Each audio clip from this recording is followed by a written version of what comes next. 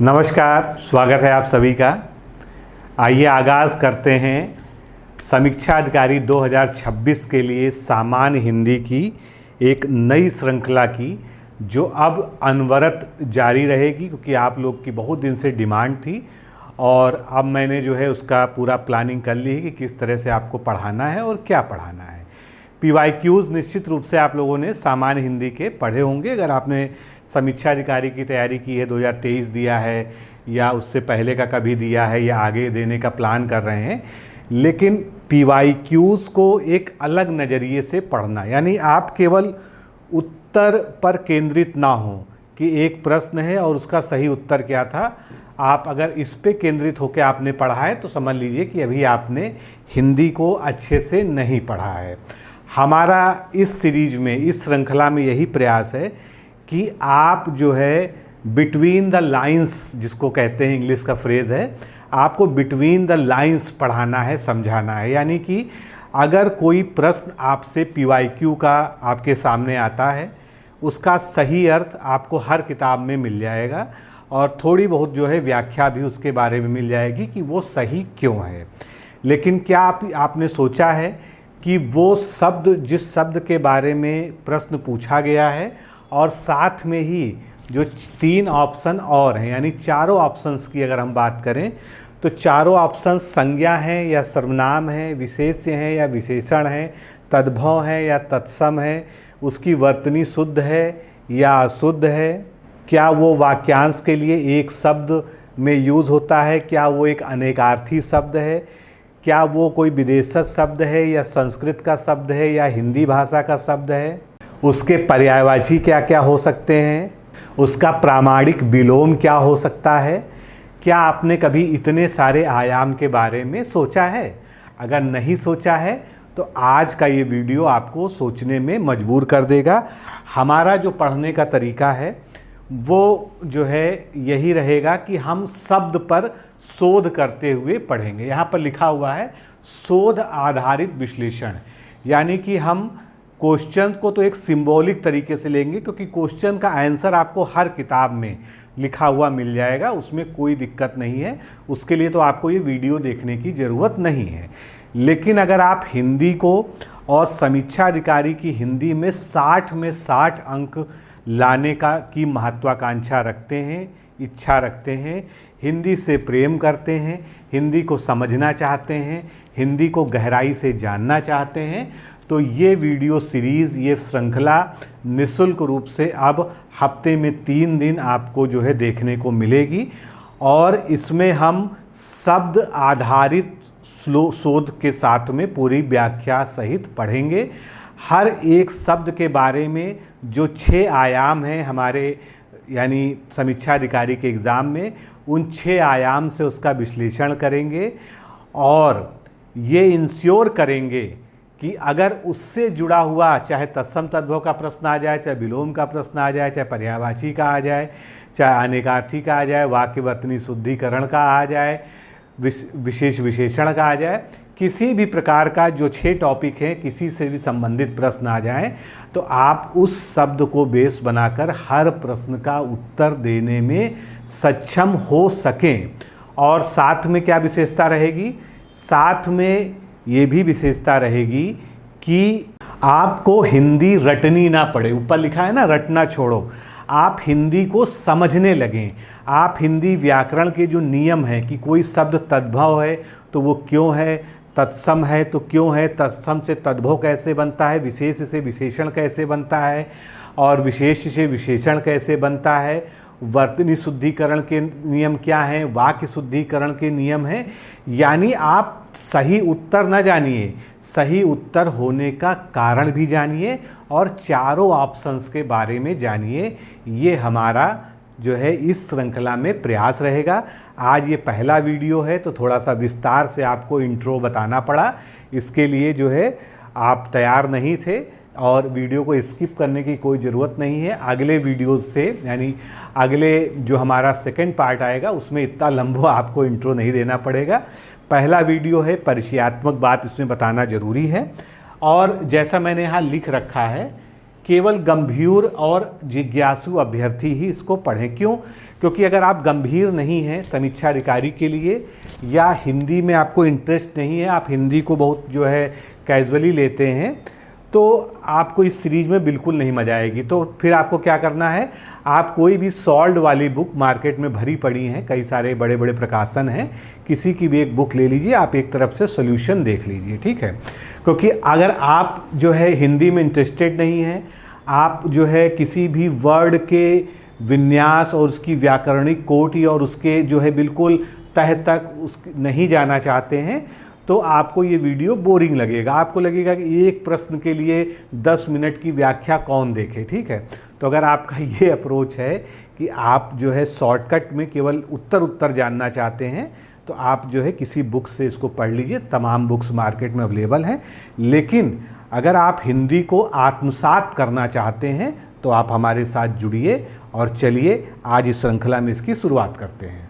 हाँ, शुरुआत करने से पहले एक और अनुरोध है कि आप लोग चैनल को सब्सक्राइब कर लीजिए, जो लोग नए लोग हैं, जिससे आपको नोटिफिकेशन मिलता रहे। हमारा डिकोड एग्ज़ाम का जो टेलीग्राम चैनल है उसको ज़रूर ज्वाइन कर लीजिए। डिकोड एग्ज़ाम ऑफिशियल करके आप सर्च करेंगे, टेलीग्राम चैनल आ जाएगा। और इस वीडियो में और आप क्या इम्प्रूवमेंट चाहते हैं या ये वीडियो आपको कैसा लगा, इसके बारे में ज़रूर बताइएगा। चलिए शुरू करते हैं।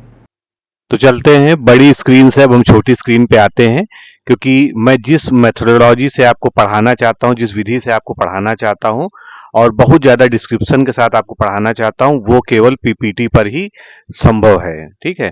इसलिए धैर्यपूर्वक आपको ये लेक्चर देखना है और आपके मन में जो भी प्रश्न उठते हैं आप उसको कमेंट में पूछ सकते हैं, जिससे मैं अगले वीडियो में आपको उसका प्रॉपर एक्सप्लेनेशन दे सकता हूं। तो पहला प्रश्न हमारे सामने है, क्रिया के अलावा संज्ञा के लिंग के अनुसार किन शब्दों के रूप परिवर्तित होते हैं?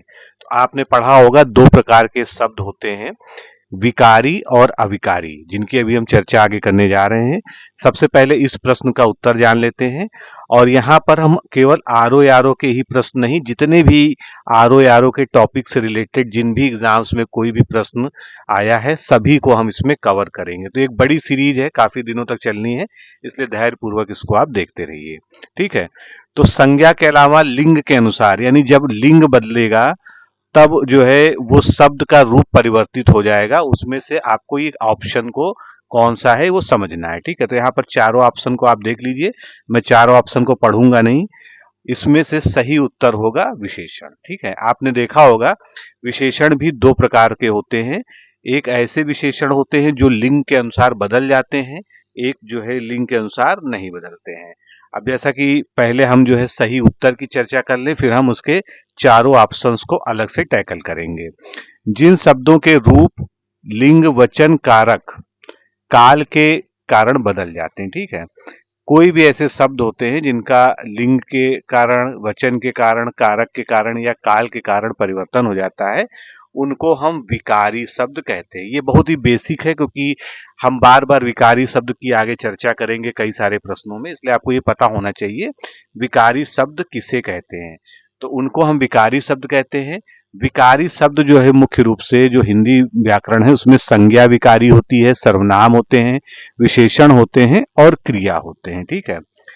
तो जिन शब्दों पर लिंग वचन का या काल का, कारक का कोई प्रभाव नहीं पड़ता है, वो इसका अपोजिट वर्ड हो जाता है, जिसको लोग अविकारी शब्द कहते हैं, ठीक है।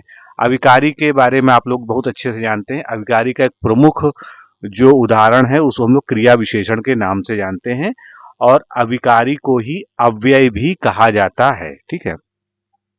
तो अगर इसके भेदों की हम चर्चा करेंगे तो चार मुख्य भेद होते हैं। बाकी इसको बहुत जो है ज्यादा डिवीजन किया जा सकता है, उतनी गहराई में भी हमको नहीं जाना है, क्योंकि हमको अपने टॉपिक से टच होकर ही रहना है। पहला क्रिया विशेषण जो मोस्ट पॉपुलर है, आप लोग सभी लोग जानते हैं। दूसरा है संबंध बोधक, फिर समुच्चय बोधक और विस्मयादि बोधक। इनके उदाहरण से आप एक बार समझ लेंगे तो आगे हमेशा आसानी रहेगी। क्रिया विशेषण जो क्रिया की विशेषता बताने वाले विशेषण शब्द होते हैं, जैसे कि धीरे धीरे, ये क्या है, एक क्रिया विशेषण है। अब इसके बाद बात करते हैं संबंध बोधक की। तो संबंध बोधक कौन सा हो जाएगा? संबंध बोधक हो जाएंगे के साथ, ठीक है। और समुच्चय बोधक का उदाहरण हो जाएगा और, तथा, तथा और अरे, जिसको हम कहते हैं ना विस्मयादि बोधक, जो विस्मय उत्पन्न करता है एकदम से, जो है अरे ये क्या हुआ, तो ये क्या है, विस्मय वाला जो है बोध कराने वाला शब्द है, तो विस्मयादि बोधक हो गया ये। ठीक है, अब हम प्रॉपरली इसके जो चारों विशेषण से शुरुआत करेंगे, जो इसके चारों ऑप्शन है उनके बारे में करेंगे। ठीक है, क्योंकि बार बार विशेषण विशेषण आएगा टर्म जो है, तो उसके बारे में आप अच्छे से समझ लीजिए एक बार, जो है खासकर जो है जो लोग नई तैयारी कर रहे हैं। तो विशेषण की परिभाषा क्या होती है? विशेषण केवल संज्ञा या सर्वनाम की विशेषता बताता है। ठीक है, एक शब्द बहुत ज्यादा आता है जिसको हम लोग जो है भाववाचक संज्ञा कहते हैं, वो कभी कभी विशेषण जैसा बोध कराता है, उसको भी हम लोग आगे अंतर समझेंगे। लेकिन विशेषण के बारे में एक चीज ध्यान रखिएगा, विशेषण केवल उसी शब्द को कहेंगे जो संज्ञा या सर्वनाम के किसी गुण, किसी अवस्था, उसकी संख्या आदि का वर्णन करता है, तो ऐसे शब्द जो है विशेषण कहलाते हैं। और ये विशेष के अनुरूप बदल जाते हैं। क्यों? क्योंकि ये विकारी शब्द होते हैं। ठीक है, अब इसका कुछ उदाहरण ले लेते हैं। जैसे कुछ विशेषण ऐसे होते हैं, लड़का, लड़की, घर, किताब किसी भी लिंग के साथ नहीं बदलते हैं। जैसे सुंदर, सुंदर एक विशेषण होता है, इसको हम अविकारी विशेषण के नाम से जानते हैं, क्योंकि ये लिंग के अनुसार परिवर्तित नहीं होता है। जैसे हम कहेंगे सुंदर लड़की, ठीक है, सुंदर लड़का भी कह सकते हैं।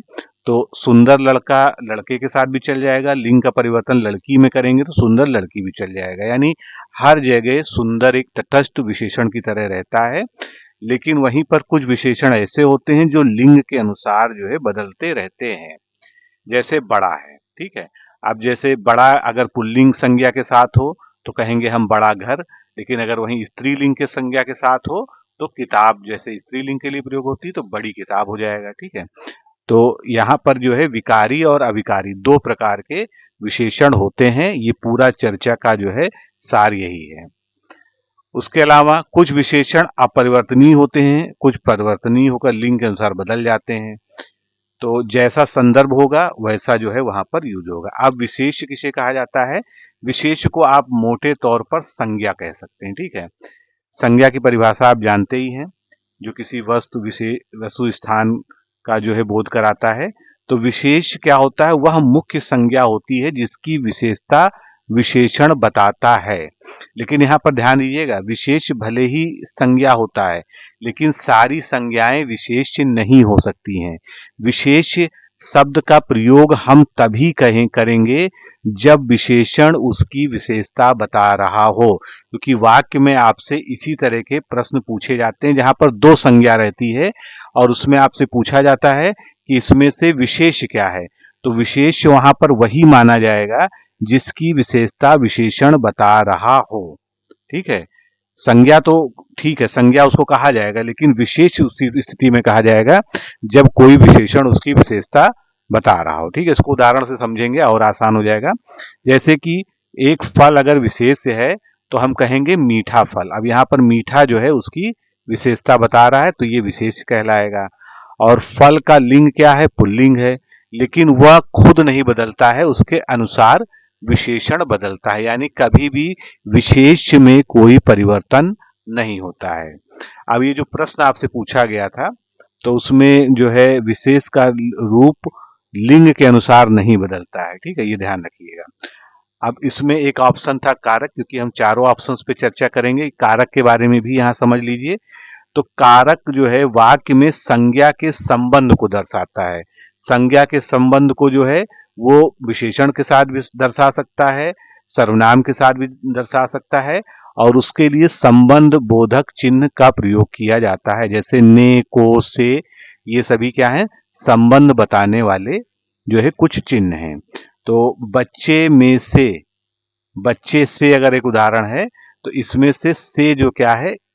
कारक है। ठीक है, जो लड़का या लड़की दोनों के लिए समान रूप से प्रयोग होगा, यानी लिंग के अनुसार कभी भी कारक बदलता नहीं है। अब एक अव्यय का रूप होता है विकृत अव्यय, जो कम सुना होगा आपने। अव्यय के बारे में क्या कहा जाता है कि अव्यय जो है सामान्य रूप से कभी भी लिंग वचन से प्रभावित होकर अपना रूप नहीं बदलते हैं। ये जो है इसकी बेसिक परिभाषा है। लेकिन विकृत अव्यय क्या होते हैं? विकृत अव्यय वे अव्यय होते हैं जो कभी कभी रूपांतरित भी हो जाते हैं, जैसे कि परंतु या यदि हमेशा वैसे ही रहते हैं, चाहे संज्ञा का कोई भी लिंग हो, चाहे स्त्रीलिंग हो चाहे पुल्लिंग हो। लेकिन परंतु जो है एक अव्यय होते हुए भी नहीं बदलता, यदि एक अव्यय होते हुए भी नहीं बदलता। ठीक है, तो इस तरह से जो है ये प्रश्न यहाँ पर सॉल्व होता है। तो थोड़ा सा आपको जो है समय देना पड़ेगा, क्योंकि ये सब चीजें बेसिक्स आप जब समझ जाएंगे उसके बाद आपको जो है कभी भी कोई भी हिंदी व्याकरण में परेशानी नहीं होने पाएगी। यहाँ पर जो है मैं 1 मिनट का आपका समय लेना चाहता हूँ। अगर आप आरओ या आरओ की प्रॉपर तैयारी करना चाहते हैं, अच्छे से तैयारी करना चाहते हैं और सफलता पाना चाहते हैं, जैसे हमारे अभी तक 75 स्टूडेंट्स ने चयन प्राप्त किया है हमारे संस्थान के माध्यम से, समीक्षा अधिकारी, सहायक समीक्षा अधिकारी विभिन्न पदों पर, तो आप हमारे अभ्युदय बैच से जुड़कर तैयारी कर सकते हैं। इसमें प्री मेंस की वीडियो लेक्चर के माध्यम से, पीडीएफ नोट्स के माध्यम से, टेस्ट सीरीज के माध्यम से, यहाँ तक कि पीवाईक्यूज भी इसमें आपको उसी कोर्स में दिए जाते हैं। ठीक है, तो आपको अगर इससे जुड़ना हो या अगर आप केवल टेस्ट सीरीज से जुड़ना चाहें तो आप हमारी टेस्ट सीरीज से भी जुड़ सकते हैं। ये नंबर्स हैं, इन पे आप संपर्क कर सकते हैं। और अगर आपको हिंदी की वास्तव में प्रॉपर तैयारी करनी है, जिसमें आप ये चाहते हैं 60 में 60 अंक आए, तो ये सीरीज तो आपको देखते ही रहना है। साथ में हमारी ये 2 पुस्तकें हैं प्री और मेंस के लिए, इनको जरूर ले लीजिए, क्योंकि ये किताबें कभी फेल नहीं होती हैं। चलिए दूसरे प्रश्न पे बढ़ते हैं। कला का अंतिम और सर्वोच्च ध्येय सौंदर्य है। ये थोड़ा सा एक विवादित प्रश्न है, इसलिए थोड़ा सा इसकी अच्छे से इसको बारे में समझेंगे। इस वाक्य में कितने विशेषण हैं? तो आयोग ने भी ये बताया था कि इसमें 3 विशेषण हैं, लेकिन जो विभिन्न पुस्तकों में व्याख्या दी गई है उससे मैं सहमत नहीं हूं। मैं अपने हिसाब से आपको जो है इसके बारे में जो है थोड़ा सा बताना चाहता हूं। ठीक है, तो इसमें अगर आप देखेंगे तो कौन कौन से इसमें जो है ऐसे शब्द हैं जो विशेषण का कार्य कर रहे हैं। देखिए, एक अंतिम हो गया, सर्वोच्च हो गया, और उसके बाद जो है ध्येय। ये 3 शब्द ऐसे हैं जो विशेषण का की तरह यहाँ पर प्रयुक्त हो रहे हैं। 2 शब्द तो ऐसे हैं जो आपको सामान्य दृष्टि से अगर आप देखेंगे तो भी आप जान जाएंगे कि इसमें केवल 2 ही विशेषण हैं। कौन से हैं? एक अंतिम और एक सर्वोच्च। इसमें कोई भी आपको संदेह नहीं होगा। आप एक सामान्य जानकारी भी रखते हैं तब भी आपको ये पता चल जाएगा। लेकिन संस्कृत व्याकरण की जो व्युत्पत्ति का नियम है उसके अनुसार इसमें 3 विशेषण हैं और तीसरा विशेषण कौन सा है? ध्येय।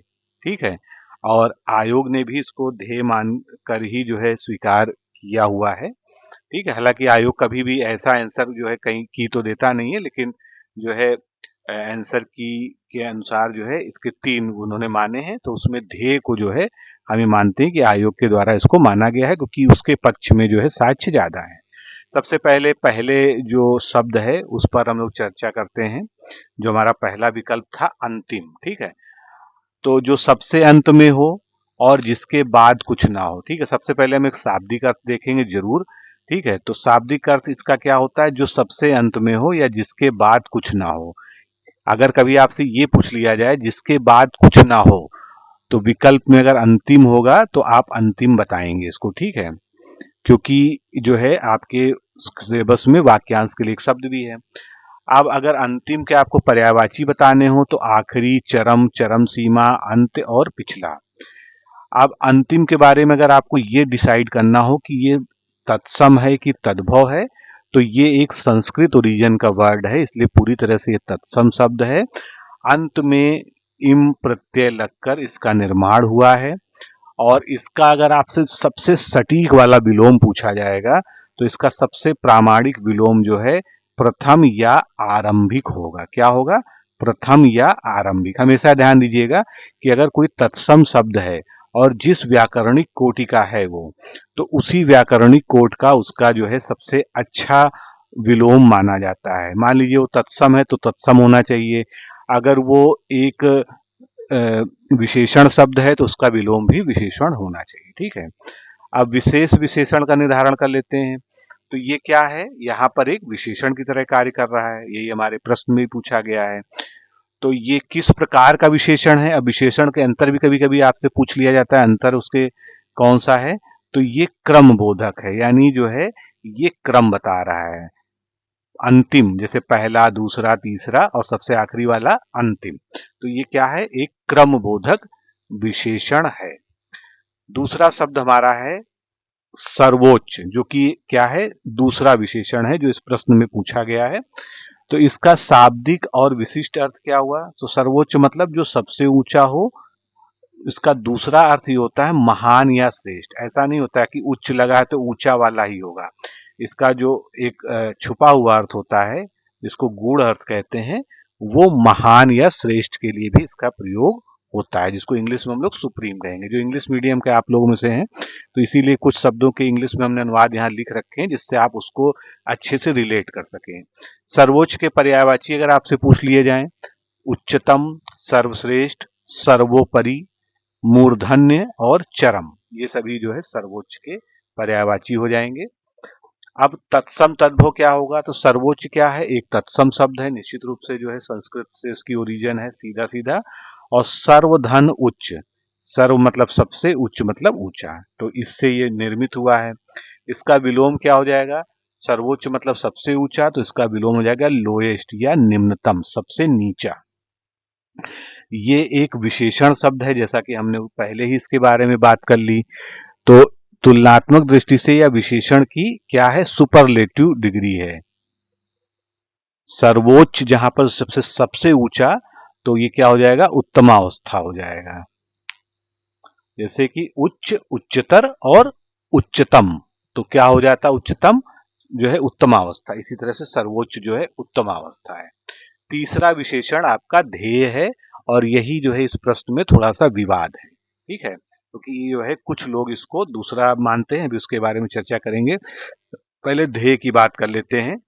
तो ध्येय का मतलब जो है, कुछ लोग सब केवल लक्ष्य समझते हैं, टारगेट। ध्येय का मतलब केवल लक्ष्य नहीं होता है, उसका एक मतलब लक्ष्य होता है। ध्येय जो बना है वो वाक्यांश के लिए जो एक शब्द होता है जो ध्यान करने के योग्य हो, ध्यान शब्द से ध्येय बना है, ठीक है। तो ध्यान से ध्येय बना है जो ध्यान करने के योग्य हो। फिर दूसरा उसके बाद इसका अर्थ हो जाएगा जिससे प्राप्त करने का लक्ष्य रखा जाए, ठीक है। तो इंग्लिश में इसको समझना हो तो यहां पर आपके सामने दिए हुए हैं। तो इसको अगर अनेक शब्दों के लिए एक शब्द में अगर हम इसको परिवर्तित करें, तो जिसका ध्यान किया जाए उसको हम ध्येय कहेंगे, या जो ध्यान करने योग्य हो, ठीक है, उसके लिए सर्वमान जो है शब्द है। हालांकि लक्ष्य के सेंस में इसका प्रयोग भी होता है, ठीक है। अब इसके पर्यायवाची में लक्ष्य भी आ जाएगा, उद्देश्य भी आ जाएगा, प्रयोजन भी आ जाएगा, मकसद और गंतव्य, ठीक है। व्युत्पत्ति पे चलें इसके, तो ये प्योर तत्सम शब्द है, संस्कृत का है, सीधे प्रयोग हो रहा है।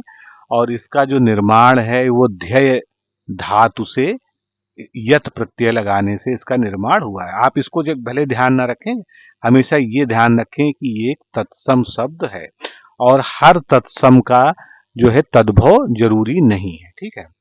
विलोम, इसका कोई भी प्रत्यक्ष रूढ़ विलोम नहीं होता है जो सीधी उसी कैटेगरी का हो, लेकिन संदर्भ में इसको कहीं कहीं अध्येय कहा जाता है, जो ध्यान करने योग्य ना हो, ठीक है।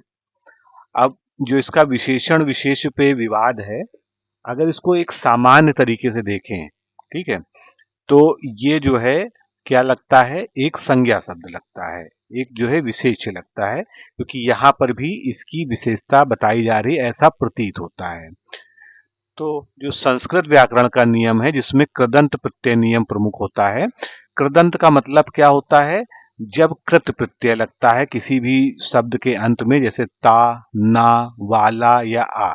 जैसे वाला का लगा के क्या बताते हैं हम? मिठाई वाला, ठीक है। तो यत प्रत्यय से बने शब्द जो है, जैसे पाठ्य, गेय या ध्येय, ठीक है, तो इसमें मूलतः विशेषण होते हैं जिनका अर्थ होता है योग्य, मतलब कुछ किसी भी सेंस में होंगे। पाठ्य का मतलब क्या हो गया? पढ़ने योग्य। ध्यान का मतलब ध्यान करने योग्य। गेय का मतलब गायन करने के योग्य, तो उसका सेंस क्या आता है, योग्य आता है। इसीलिए व्युत्पत्ति के आधार पर ध्येय को एक विशेषण माना गया है, ठीक है। लेकिन ये इसकी जो वाक्य के अनुसार माना गया, हमेशा जरूरी नहीं कि ध्येय एक विशेषण ही माना जाएगा, ठीक है। लेकिन जो है इस वाक्य में एक संज्ञा विशेष की तरह व्यवहार कर रहा है, क्योंकि अंतिम और सर्वोच्च इसकी विशेषता बता रहे हैं। फिर भी मूल प्रकृति के कारण आयोग ने इसको विशेषण में गिना है, ठीक है। अगला शब्द इसी प्रश्न में है सौंदर्य।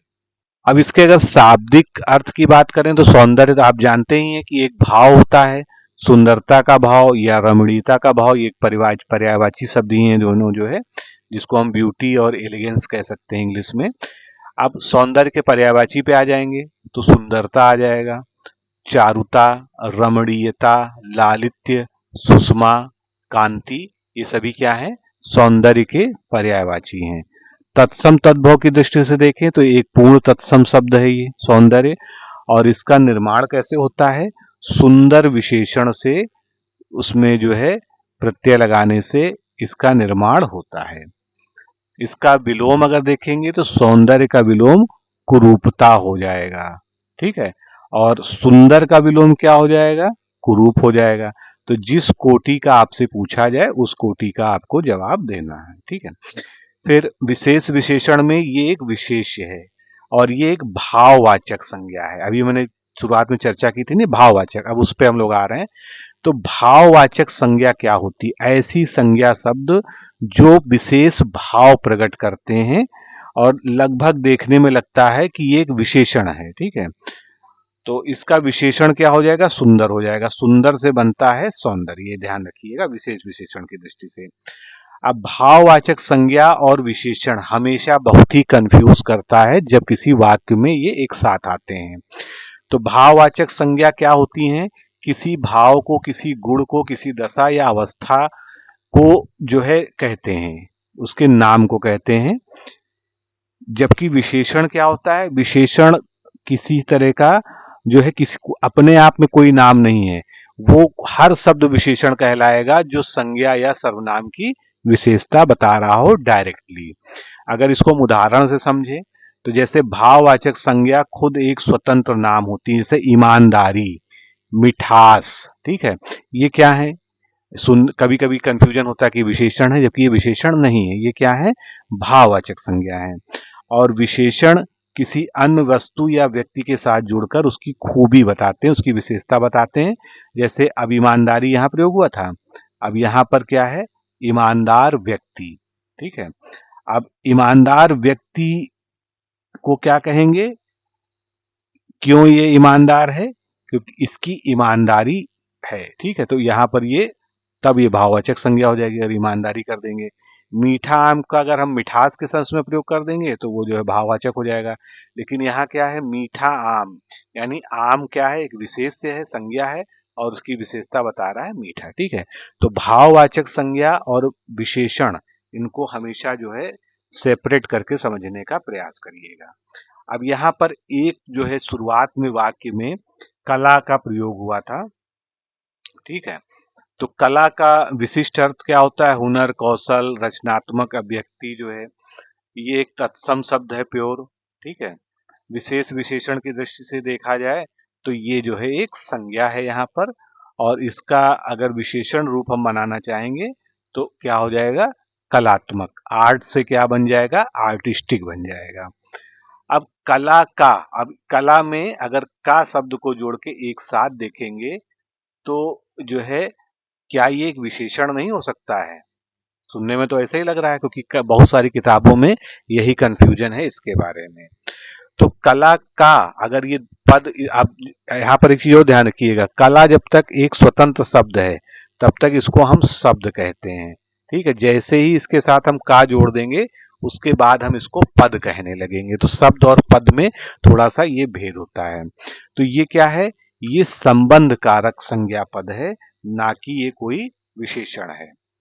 तो कला का शब्द समूह आगे आने वाले ध्येय, सौंदर्य की विशेषता या संबंध बता रहा है, इसलिए विशेषण होना चाहिए। अगर आप ये सोचते हैं तो ये स्वाभाविक बात है, लेकिन जो मानकीकृत हिंदी व्याकरण का पद परिचय होता है, उसके जो नियम है उसके अनुसार संबंध कारक अगर चिन्ह लगा है किसी संज्ञा के साथ में, जैसे का, की, के, रा, री, रे, तो ये संज्ञाएं जो है मॉडिफायर का या विशेषक का कार्य अवश्य करती हैं, लेकिन वो व्याकरणिक शब्द भेद के अंतर्गत कभी भी विशेषण नहीं मानी जाती हैं।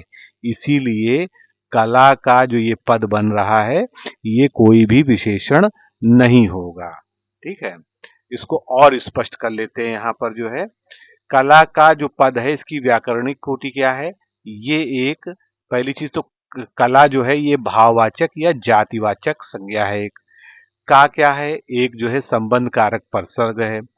और जब संज्ञा का कारक चिन्ह के साथ जुड़ाव हो जाता है तो कारक युक्त संज्ञा पद उसको कहते हैं हम, और उसका मूल शब्द भेद संज्ञा बदलकर विशेषण कभी भी नहीं होता है। ठीक है, तो यहाँ पर जो पढ़ने में जो एक भ्रांति होती है वो ये है कि कला का जो पद आ रहा है वो ध्येय के साथ संबंध स्थापित कर रहा है, अर्थात ध्येय किसका है? कला का है। तो ऐसा सोचने में, पढ़ने में लगता है कि ये एक विशेषण होना चाहिए। हो सकता है कि जब आपने इस प्रश्न को देखा हो तो आपको भी ऐसा फील हुआ हो, लेकिन जो है ऐसा नहीं है। ठीक है, अब इसके संबंध में जो है अगर अकाट नियम की हम बात करेंगे तो यदि कोई संज्ञा संबंध कारक के साथ प्रयोग होती है, जैसे सोने का घड़ा, राम की गाय, कला का ध्येय, तो उस संबंधवाचक संज्ञा पद, उसे संबंधवाचक संज्ञा पद ही कहा जाएगा।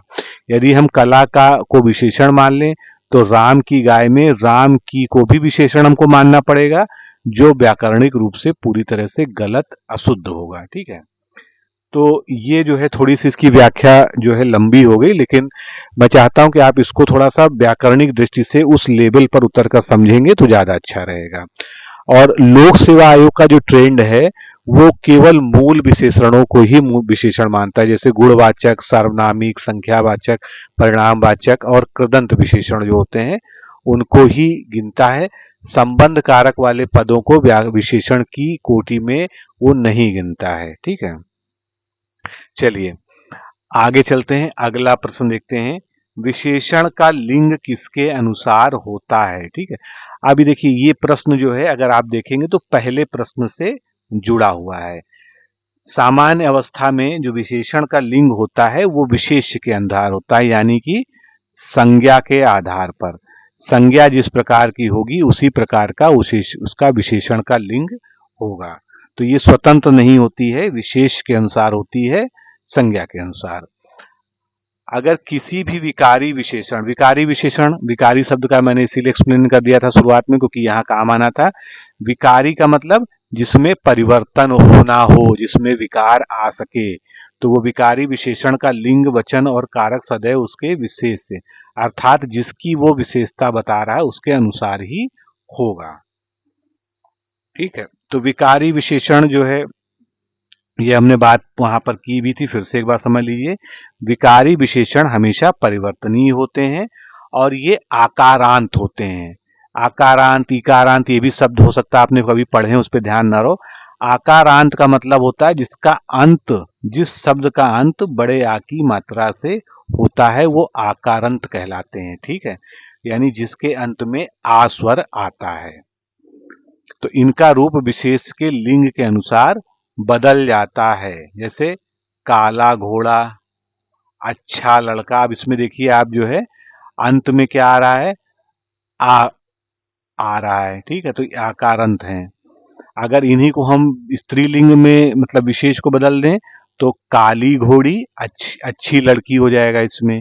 तो अब आप यहाँ पर समझ गए होंगे कि आकारांत के कारण जो है किस प्रकार से विशेष के लिंग के अनुसार जो है विकारी विशेषण का परिवर्तन हो रहा है।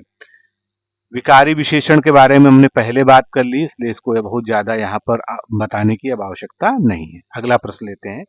मुझे छोटी बच्ची के लिए कुछ नए कपड़े खरीदने हैं। ठीक है, अब इसको ध्यान से पढ़िए और थोड़ा सा दिमाग लगाइए कि इसमें जो है कितने विशेषण शब्द हो सकते हैं। आपसे पूछा गया ना कितने विशेषण हैं। ठीक है, तो इसमें जो है पहली चीज बच्ची की विशेषता बता रहा है कि बच्ची कैसी है? छोटी है, तो एक तो छोटी आपको मिल गई। ठीक है, उसके बाद कपड़े कितने लेने हैं, कपड़ों की कुछ मात्रा बताई जा रही है कि कुछ कपड़े लेने हैं, यानी कि एक विशेषण हमको यहां से पकड़ में आ गया।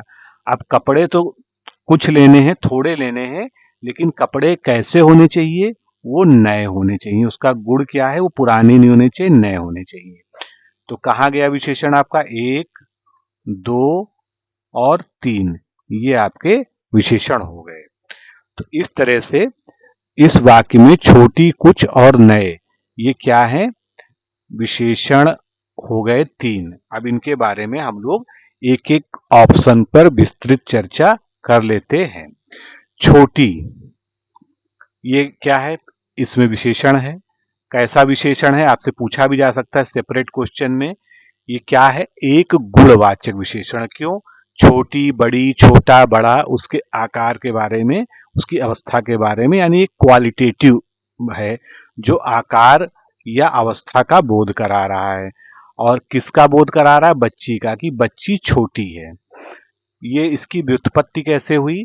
ये एक तद्भव शब्द है और इसका मूल संस्कृत शब्द जो है क्षुद्र माना जाता है। ठीक है, जैसे कहते हैं ना क्षुद्र ग्रह, तो मतलब छोटे ग्रह।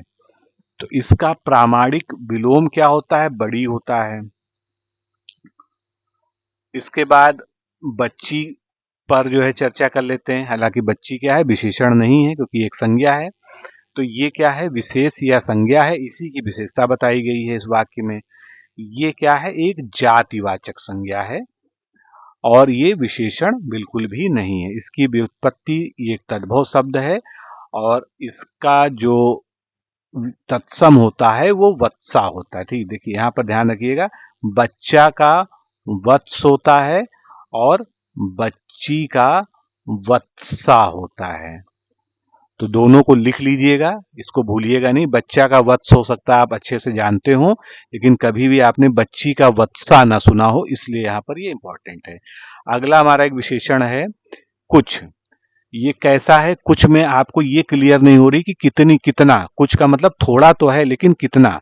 तो ये क्या है? एक अनिश्चित संख्यावाचक विशेषण है। ठीक है, और चूंकि कपड़े गिने जा सकते हैं, काउंटेबल नाउन है ये, इसलिए यहां पर कुछ कैसा एक विशेषण माना जाएगा?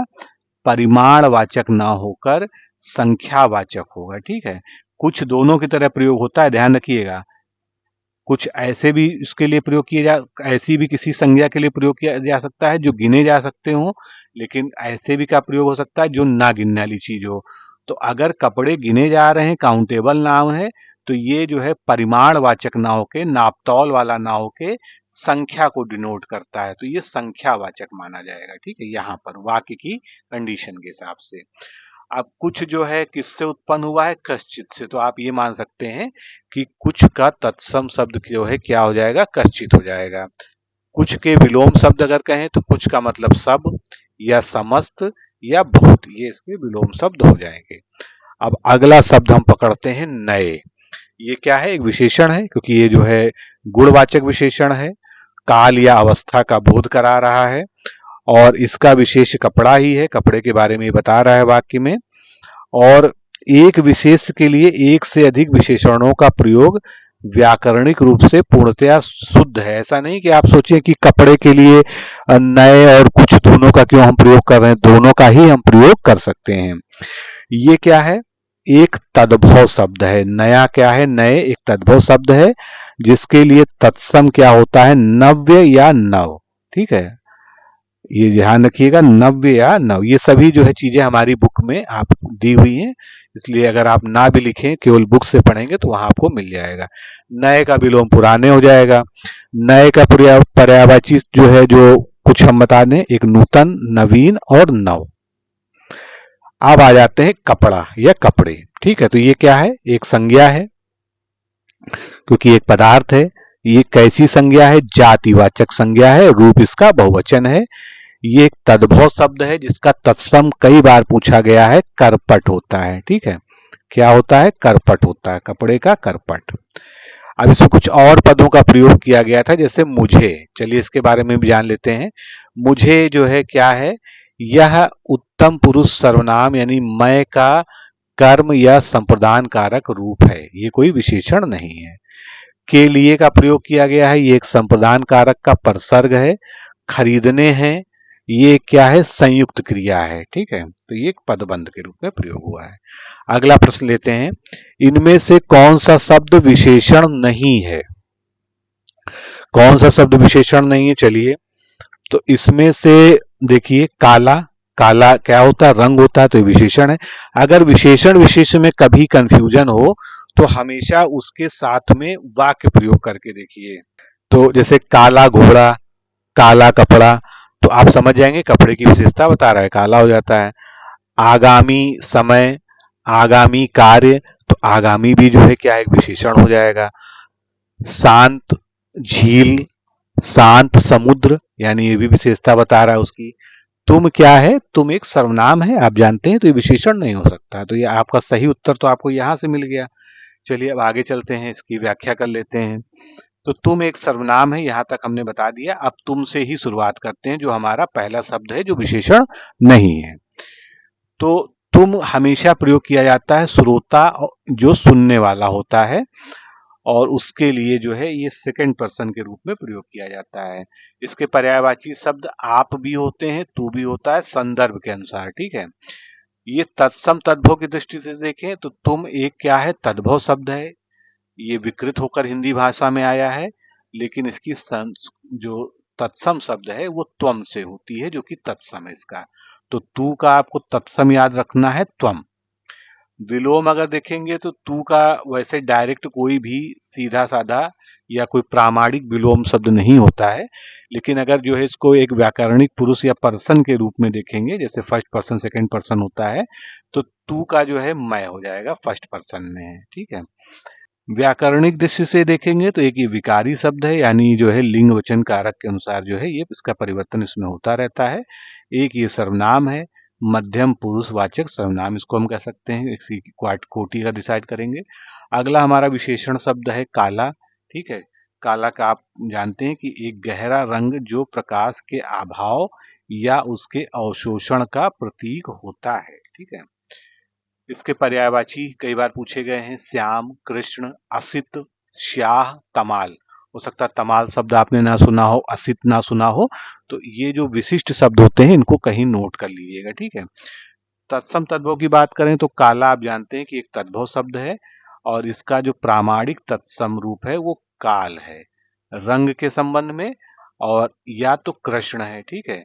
कृष्ण को भी जो है उसका शाब्दिक अर्थ या हिंदी जो है उसकी क्या होती है, काला होता है। इसका अगर विलोम ले जाएंगे तो काला का विलोम गोरा हो जाएगा, या जो है सेकंड विलोम की बात करेंगे तो सफेद हो जाएगा। लेकिन अगर सेम व्याकरणिक कोटि में रहेंगे तो काला का गोरा सबसे सटीक हो जाएगा। विशेष विशेषण की बात कर लें तो ये गुणवाचक, क्यों, क्योंकि ये रंग का बोध करा रहा है। तो ये रंग क्या है, एक प्रकार का गुण होता है किसी पदार्थ का। तो इसका प्रामाणिक विशेष रूप जो है कालापन या कालिमा हो सकता है। कालापन या कालिमा, कालिमा क्या है, एक भाववाचक संज्ञा है, तो ये क्या है, एक विशेष है। अब अगले विकल्प पे बात कर लें तो ये शांत है। शांत या इसे कहेंगे जिसमें कोई हलचल ना हो, कोई शोर ना हो, कोई उद्वेग ना हो, तो ऐसी स्थिति को हम क्या कहेंगे, शांत कहेंगे। अब इसके पर्यायवाची पे आ जाइए, ठीक है। नीरव, नीरव मोदी, आपने उनकी बहुत न्यूज सुनी होगी, उससे याद रखिएगा इसको, नीरव, स्थिर शांत, चुप, प्रशांत, प्रशांत महासागर से, फिर मौन या अचंचल, ठीक है। तो ये भी शांत का जो है एक क्या हो जाएगा, पर्यायवाची शब्द हो जाएगा। ये एक पूरी तरह से तत्सम शब्द है, कौन, शांत, और समधन प्रत्यय लगाकर इसका जो है जोड़ होता है, उससे बना हुआ है। शांत का अगर सीधा साधा सबसे प्रामाणिक विलोम लेंगे तो अशांत हो जाएगा, और उद्वेग के संबंध में अगर लेंगे तो उग्र या चंचल भी इसका विलोम होता है, लेकिन ये सेकेंडरी है। सबसे पहला सबसे बेस्ट ऑप्शन हमेशा अशांत को ही माना जाएगा। विशेष विशेषण में ये एक विशेषण है जो कि गुणवाचक है, गुण बता रहा है, शांत या स्थिर। और ये कैसे पता चलता है, हमेशा उसके साथ वाक्य प्रयोग करिए, जैसे शांत वातावरण, ठीक है। और इसका विशेष अगर आपको पता करना हो कि इसका विशेष क्या होगा तो शांति हो जाएगा, जो एक भाववाचक संज्ञा है, लेकिन विशेष तो है ही है। तो जो है शांत का जो है विशेष विशेष शांति हो जाएगा। अब अगला शब्द एक था आगामी। आगामी का मतलब क्या होता है? भविष्य में आने वाला या आगे होने वाला। ये दोनों ही इसके आपको वाक्यांश के लिए एक शब्द में काम आएंगे।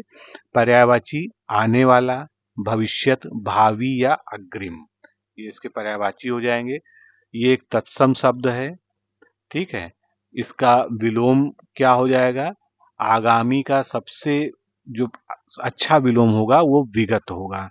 आगामी मतलब आने वाला, विगत मतलब जो बीत चुका है, ठीक है। अगर गत हो वो भी मान्य हो जाएगा, अतीत भी मान्य हो जाएगा, लेकिन विगत जो है सबसे बेस्ट ऑप्शन हमेशा माना जाएगा।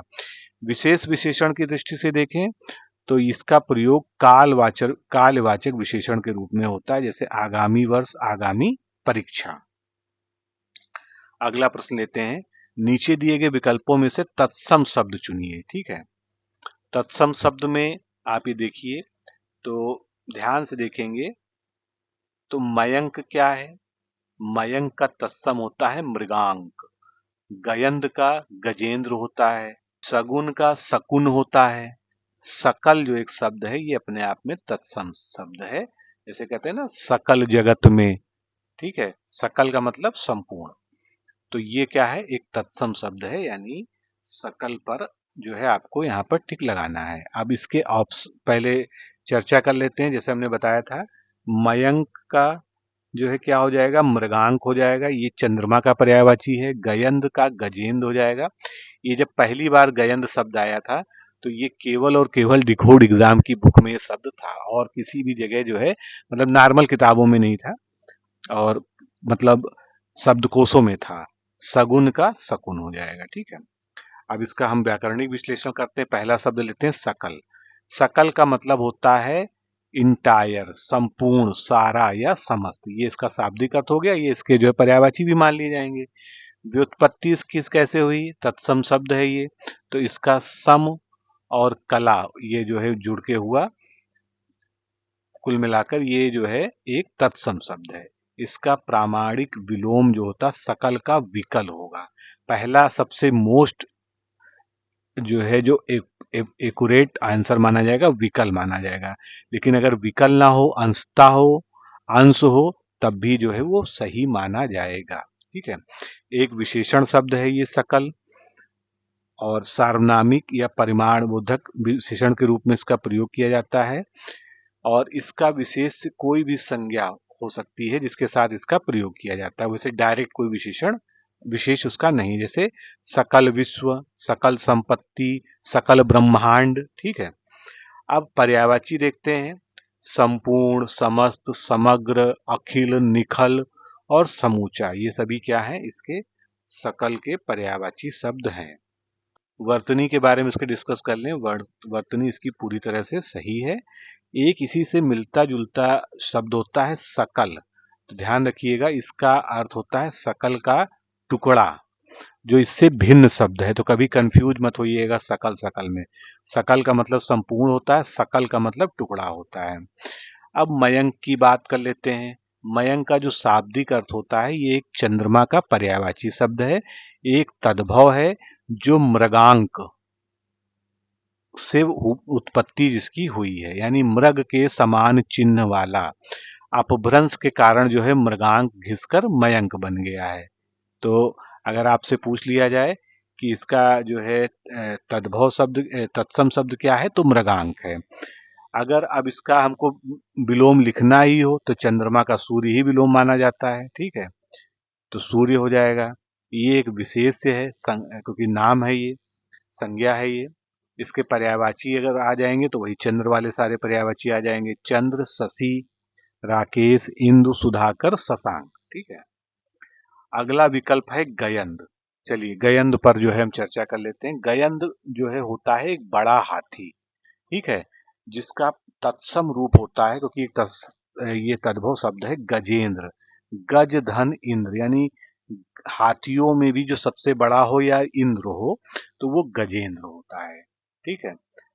तो मध्यकालीन हिंदी और ब्रज भाषा के काव्यों में, तुलसी जी की रचनाओं में इसका खूब प्रयोग किया गया है। ये एक विशेष्य है, संज्ञा शब्द है। इसके पर्यायवाची वही होंगे जो हाथी के होते हैं। हाथी, गज, कुंजर, मतंग और हस्ती। अगला है सगुन। ठीक है, सगुन का मतलब होता है शुभ संकेत, अच्छा मुहूर्त। कहते हैं ना कि सगुन विचार कर ये काम करना चाहिए। तो इसका शाब्दिक अर्थ तो आप समझ ही गए होंगे। ये एक तद्भव शब्द है जो हिंदी में प्रयोग होता है और ये शकुन से बना है। शकुन इसका संस्कृत या तत्सम शब्द है। इसका अगर मानक विलोम हम कहेंगे तो शकुन का अपशकुन हो जाएगा तत्सम रूप में, और अगर तद्भव रूप में तो असगुन हो जाएगा।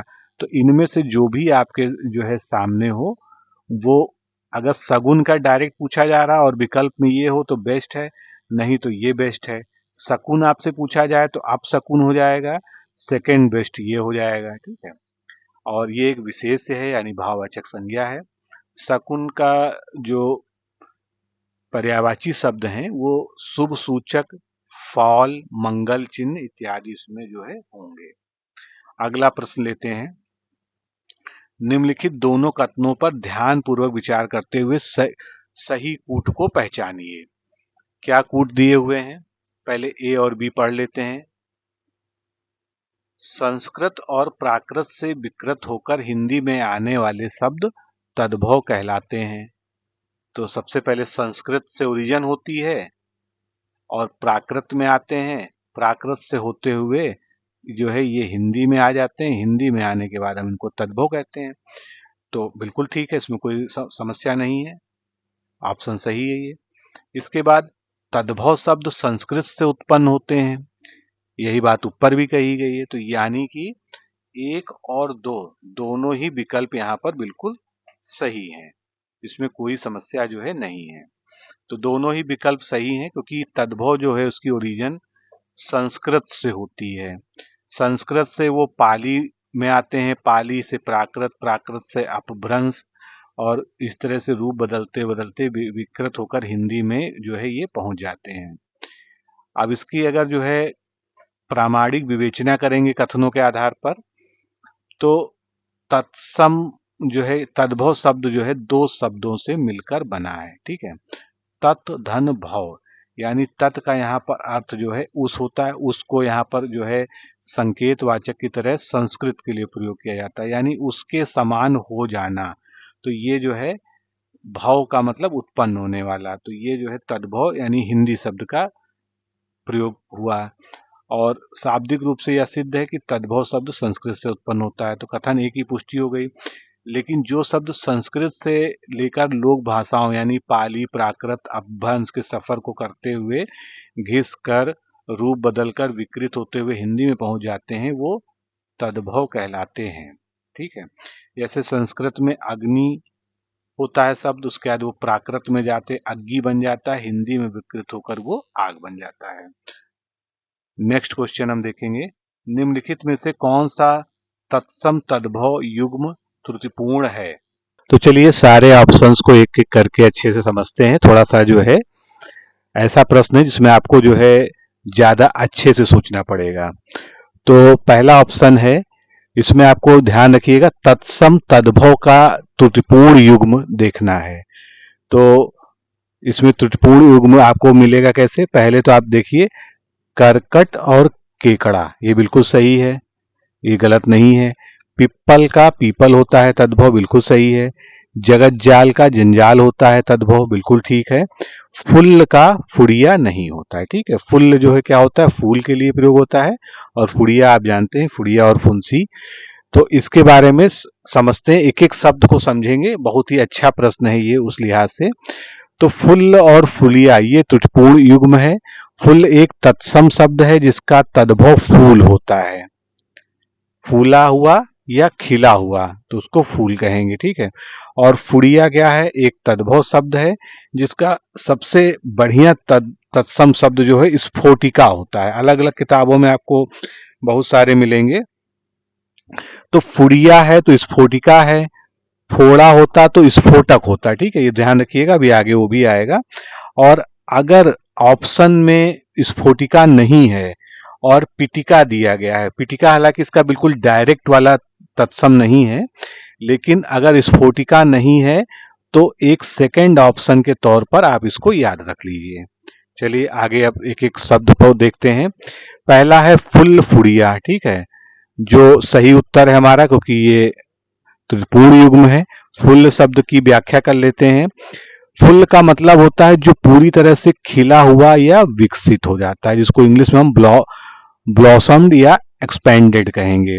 ये क्या है, एक संस्कृत ओरिजिन का तत्सम शब्द है और इसका तद्भव रूप फूला या फूल, खिले होने की अवस्था जिसको होती है फूल कहलाता है। ठीक है, हम लोगों ने फूला शब्द कम ही सुना होगा, फूल का ज्यादा प्रयोग होता है। और व्याकरणिक कोटि के अंतर्गत ये एक विशेषण है, क्योंकि विशेषता बता रहा है कि सब फूल कैसा हुआ है, खिला हुआ है, विकसित है। और इसका जो अगर हम विलोम लेंगे तो म्लान, ठीक है, तो म्लान जो है इसका विलोम शब्द हो जाएगा। अब आते हैं फुड़िया पर। फुड़िया जो है जैसे त्वचा पर निकलने वाला छोटा दाना या फुड़िया, फोड़ा जो है कहलाता है। और ये एक तद्भव शब्द है, प्योर हिंदी में इसका यूज होता है। और इसका तत्सम रूप जो है स्फोटिका होता है। सेकंड ऑप्शन पिटिका को रख लीजिए, लेकिन मोस्ट एक्यूरेट जो आंसर है वो स्फोटिका है। ये एक विशेष शब्द है। अगला युग्म हमारा था जगत जाल और जंजाल। ठीक है, तो जगत जाल या जंजाल, इसका अगर आप देखेंगे शाब्दिक अर्थ तो सांसारिक प्रपंच, झंझट, परेशानी। ठीक है, इसकी व्युत्पत्ति कैसे होती है शब्द की?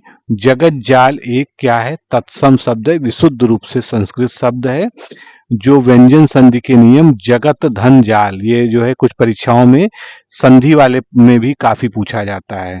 तो जगत धन जाल इसकी संधि होती है, व्यंजन संधि। और अपभ्रंश होने के कारण ये शब्द जो है जगत जाल का काफी टफ शब्द है, तो हिंदी में ये जंजाल बन गया है। ठीक है, कहते हैं ना कि इस जंजाल में मुझे नहीं फंसना है। ये एक विशेष शब्द है जो एक भाववाचक संज्ञा है। और इसके पर्यायवाची अगर देखेंगे जंजाल या जगत जाल के, तो झंझट, प्रपंच, बखेड़ा, उलझन। जगत जाल की विलोम शब्द देखेंगे या जंजाल का, तो जंजाल का उल्टा हो जाएगा शांति या मुक्ति। ठीक है, जैसा भी आपके सामने बेस्ट ऑप्शन जो हो। पिप्पल और पीपल, पिप्पल क्या है, तद्भव है, सॉरी तत्सम है, पीपल उसका तद्भव शब्द है। ये एक विशाल भारतीय पवित्र वृक्ष होता है, आप लोग सभी जानते हैं, फिग ट्री कहते हैं इसको। तो पिप्पल एक तत्सम शब्द है और इसका मानकीकृत तद्भव रूप पीपल होता है। व्याकरणिक कोटि इसकी विशेष जो है एक जातिवाचक संज्ञा आपकी है। और पीपल के पर्यायवाची, कभी आपने इस पे ध्यान नहीं दिया होगा लेकिन यहाँ पर ध्यान दे लीजिए, कभी गलती से पीपल का पर्यायवाची आपसे पूछ लिया जाए तो इसको अश्वत्थ कहते हैं या बोधि वृक्ष कहते हैं या चल दल भी इसको कहा जाता है। अगला शब्द हमारा है प्रश्नगत, करकट और केकड़ा का युग्म, जो कि सही युग्म था। तो करकट जो है तत्सम हो गया, केकड़ा उसका तद्भव हो गया। केकड़ा क्या होता है, क्रैब, ये आप जानते हैं, बताने की आवश्यकता नहीं है। ठीक है, ये एक विशेष है जो कि जातिवाचक संज्ञा है। और इसका केकड़े का एक बहुत अच्छा तत्सम शब्द है, सॉरी पर्यायवाची शब्द है, जो हो सकता है आपने कभी ना सुना हो, उसको कुलीर कहते हैं। ठीक है, कभी कभी इस तरह के अचानक शब्द आ जाते हैं तो हम लोग चौंक जाते हैं एग्जाम में। नेक्स्ट क्वेश्चन जो हमारा तत्सम तद्भव का है, ये सुमेलन पर आधारित है। तो सूची 1 और सूची 2 को सुमेलित करना। चलिए पहले सूची को सुमेलित कर लें, फिर व्याख्या पे चलेंगे इसकी।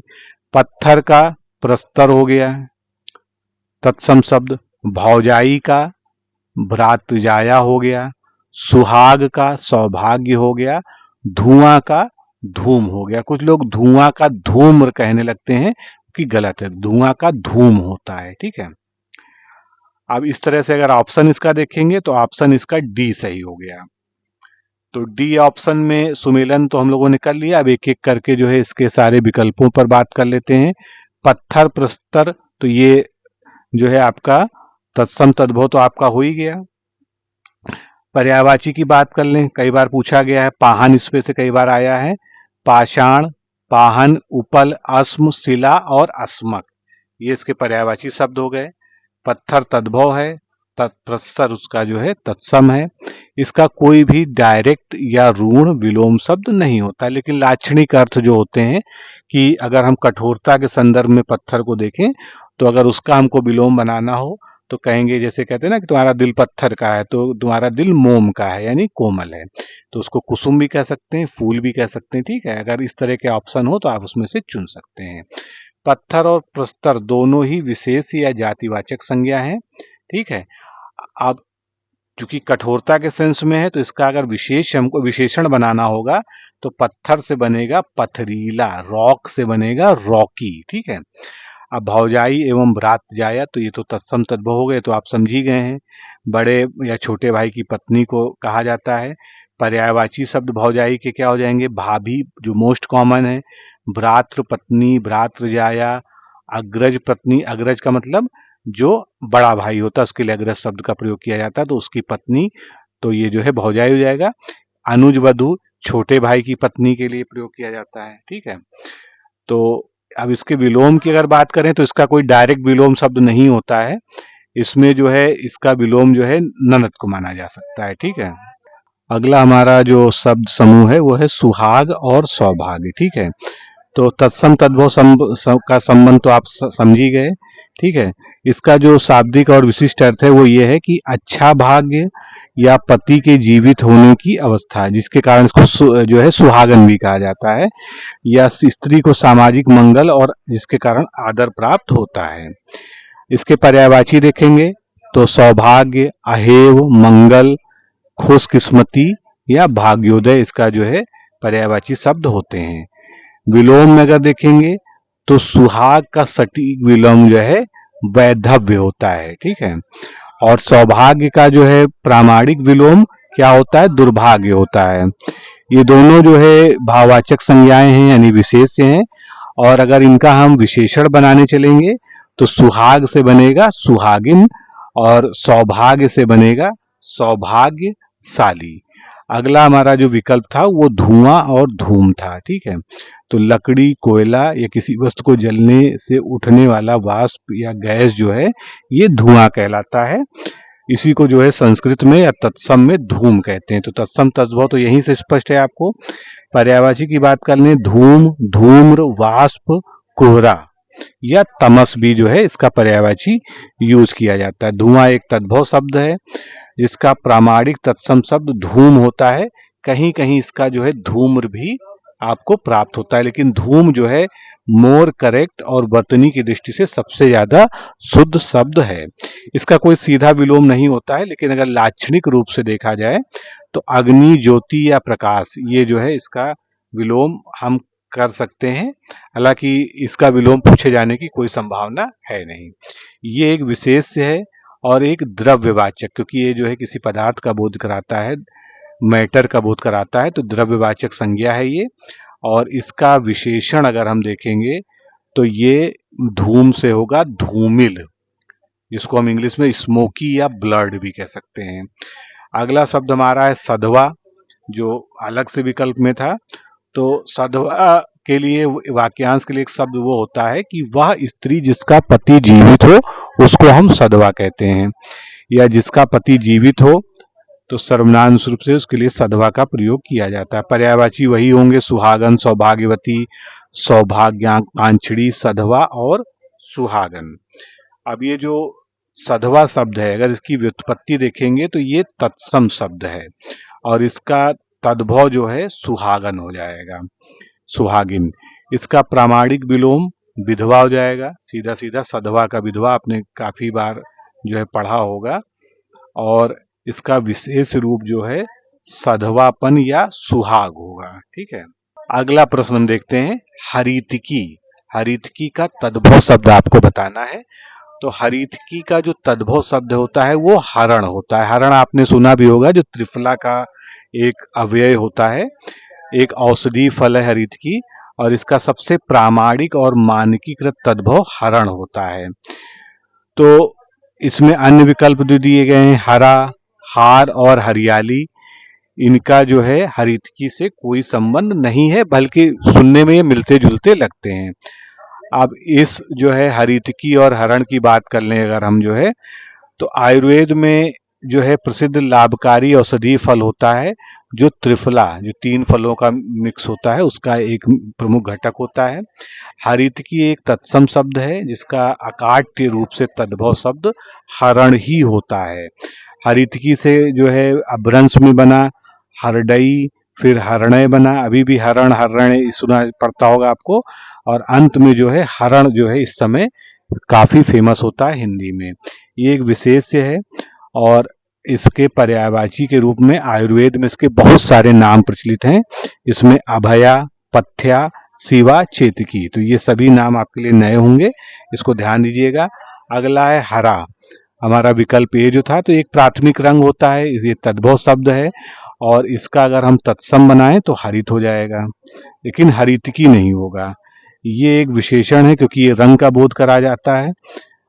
ठीक है। हार, हार जो है 2 तरह से प्रयोग होता है, एक तो पराजय या डिफीट के संदर्भ में, या गले का आभूषण के रूप में जो है हार होता है। ये इसीलिए एक अनेकार्थी शब्द माना जाता है। अब ये सीधे संस्कृत से आया तद्भव शब्द है, लेकिन जो आभूषण वाला हार है वो, ठीक है, पराजय वाला हार नहीं। और पराजय के अर्थ में अगर इसको हम देखेंगे तो वो तद्भव मान लिया जाएगा। इसीलिए कभी कभी आप देखते हैं हार को तत्सम और तद्भव दोनों जगह आपको लिखा मिलेगा, लेकिन दोनों के संदर्भ अलग अलग हैं। फिर से समझ लीजिए, हार तत्सम कब होगा, जब आभूषण इसका अर्थ होगा, और तद्भव कब होगा, जब इसका अर्थ जो है पराजय होगा। ठीक है। ये एक विशेष्य है, भाववाचक और जातिवाचक संज्ञा दोनों अर्थ के आधार पे कुछ भी हो सकता है। पराजय के अर्थ में इसका विलोम जीत या विजय शब्द होता है इसके लिए। ठीक है।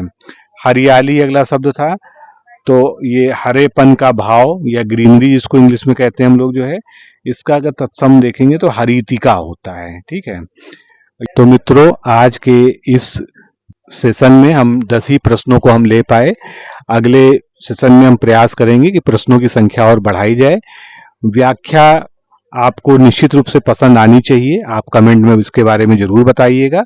और जो भी हम लोग बीच बीच में शब्द पर रिसर्च में चीजें, एक्स्ट्रा फैक्ट्स आपको बताए जा रहे हैं, उनको विशेष कर आप जो है तैयार करते रहिएगा। क्या आप लोक सेवा आयोग उत्तर प्रदेश की ROA-RO परीक्षा में सफल होकर सचिवालय में समीक्षा अधिकारी जैसे प्रतिष्ठित पद पर चयनित होना चाहते हैं? क्या आपके पास व्यस्त दिनचर्या या व्यक्तिगत परिस्थितियों के कारण नियमित पढ़ने के लिए समय की कमी है, इसलिए एक दिन में आप 8 से 10 घंटे नहीं पढ़ सकते हैं? क्या आपका संकल्प है कि सचिवालय में समीक्षा अधिकारी बनना ही बनना है और आप उसके लिए सही मार्गदर्शन की तलाश कर रहे हैं? यदि आपके इन तीनों प्रश्नों के उत्तर हाँ हैं, तो आपकी खोज अब समाप्त होती है और आपके सपने को साकार करने के लिए आगामी समीक्षा अधिकारी परीक्षा की सुव्यवस्थित तैयारी हेतु डी-कोड एग्जाम लाया है अभ्युदय बैच। अभ्युदय बैच में आपको आगामी ROA-RO परीक्षा के प्रारंभिक और मुख्य परीक्षा के पूरे पाठ्यक्रम को अभी से एक साथ बहुत ही बेसिक लेवल से video lecture, PDF notes, test series और उत्तर लेखन कार्यक्रम के माध्यम से पूरे विस्तार से पूर्ण कराया जाएगा। हमारे अभ्युदय बैच की सबसे बड़ी विशेषता है कि इसमें साप्ताहिक टारगेट्स के अनुसार कम से कम 5 घंटे भी पढ़कर कोई अभ्यर्थी पूरा पाठ्यक्रम अच्छे से तैयार करके परीक्षा में सफलता अर्जित कर सकता है। अभ्युदय बैच में अनुभवी और समर्पित शिक्षकों द्वारा आधारभूत मानक पुस्तकों एवं स्रोतों पर आधारित पाठ्य सामग्री उपलब्ध कराई जा रही है, जिससे पाठ्यक्रम को सभी आयामों से कवर किया जा सके। इस बैच में पाठ्यक्रम को इस विस्तार से पढ़ाया जा रहा है कि इसमें प्रवेश लेकर आप न केवल ROA-RO परीक्षा बल्कि अन्य कई समकक्ष परीक्षाओं को भी एक साथ ही टारगेट कर सकते हैं। यानी इस परीक्षा के पाठ्यक्रम में सम्मिलित सामान्य अध्ययन, सामान्य ज्ञान, सामान्य हिंदी व्याकरण, रीजनिंग, मैथ, हिंदी आलेखन, निबंध आदि के विस्तृत अध्ययन से आप पूर्ण आत्मविश्वास से किसी भी परीक्षा में सफलता प्राप्त कर सकते हैं। उत्तर प्रदेश की PCS प्रारंभिक परीक्षा में भी इस बैच को पढ़कर सफलता प्राप्त की जा सकती है। इस बैच में निर्धारित लक्ष्य के अनुसार एक सप्ताह में मात्र 18 से 20 वीडियो लेक्चर देखने होते हैं, जो आप प्रतिदिन 4 से 5 घंटे का समय निकालकर आसानी से पढ़कर तैयार कर सकते हैं। ये बैच ऑनलाइन जरूर है, परंतु इस बैच में छात्रों और शिक्षकों के बीच सीधे संवाद के लिए प्रक्रिया निर्धारित है, जिससे अभ्यर्थी अपनी शंकाओं का व्यक्तिगत समाधान प्राप्त कर सकते हैं। आपके संकल्प को सिद्धि तक पहुंचाना ही अभ्युदय बैच की आधारभूत संकल्पना है।